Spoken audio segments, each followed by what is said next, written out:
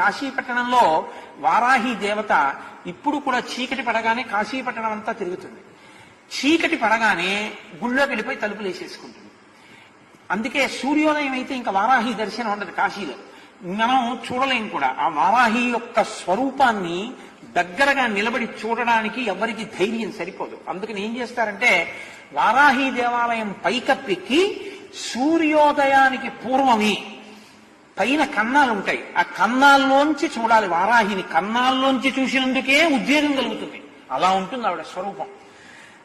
లలితా సహస్రంలో చెప్తారే దండనాయకి, ఆవిడ సర్వసైన్యాధ్యక్షురాలు లలితాదేవికి. ఆ వారాహి ఇప్పటికీ కాశీలో తిరుగుతుంది. రాత్రి వేళ లోపలికి వెళ్ళిపోతుంది, తెల్లవారుతుండగా లోపలికి వెళుతుంది. లోపలికి వెళుతుండగానే చీకట్లోనే అర్చకులు అర్చన చేసేసి తలుపులేసి వెళ్ళిపోతారు. ఎవరైనా చూసేవాళ్ళు ఉంటే పైనుంచోసారి లోపలికి చూసి వెళ్ళిపోతారు అంతే.